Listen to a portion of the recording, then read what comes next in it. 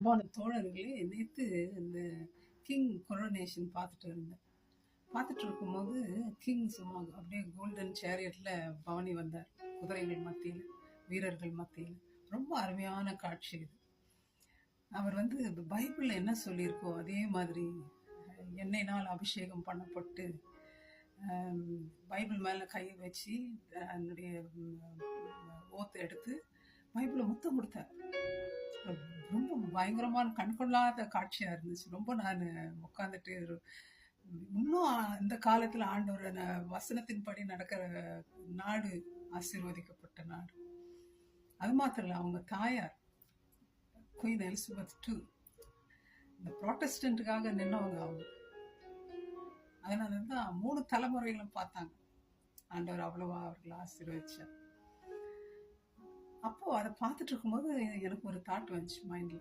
ஆண்டவர் இந்த கழுது மேல பவனி வர இவ்வளோ ஒரு பெரிய மனுஷர் அவர். ஆண்டவர் உலகத்தையே படிச்சவர். வந்திருக்கலாம் அவரும். ஜனங்கள்லாம் கோட்டை அவங்க அந்த இது மேல போடுறாங்க, வழியில் மரக்கிளைகளை போடுறாங்க, கத்துறாங்க. ஜனங்க பவர்ல இருக்கும்போது நேற்று பார்த்தீங்கன்னா மழை தூருது, கொடை கூட இல்லை. அவ்வளோ ஜனங்க, சின்னவங்கல இருந்து பெரியவங்க வரைக்கும் அப்படியே நின்று அட்மையர் பண்ணிட்டு இருக்காங்க ராஜா. ஏன் சொல்றேன்னா, ஆண்டவரோட கூட அநேக ஜனங்கள் இருந்தாங்க. Multitude of people. எங்க போனாலும் க்ரௌடு, எங்க போனாலும் ரஷ். அவரை பார்க்கறதுக்கு, அவர் பேசுறது கேட்கறதுக்கு. ஆனா சிலுவையை சுமந்து கொண்டு போகும்பொழுது, சிலுவையில அறைந்த போது வழியில போறவங்க, இந்த பக்கம் போறவங்க அந்த பக்கம் தலையை துலுக்கி இன்னும் ரட்சித்து கொண்ட எருசலேம் எடுத்து 3 நாளைக்கு கட்டுறாங்க. உன்னைய நீயே ரட்சித்துக்கொள், சதிசெய்ய திட்டுறாங்க, உன்னை காப்பாத்திக்கொண்டு. வலி வேதனை, சிலுவையில அடிப்பட்டது, முள்கீரை வச்சு அது குத்துது. அந்த வேதனையின் மத்தியில ஆண்டவரை கேவலமா பேசுறாங்க. எவ்வளவு அவமான பேச்சு பேசியிருக்காங்க. என்னத்தினால அப்படி? நீங்களும் செய்த பாவமே அப்படி செய்து நம்ம பட்டிருக்கணும் அந்த அவமானத்தை.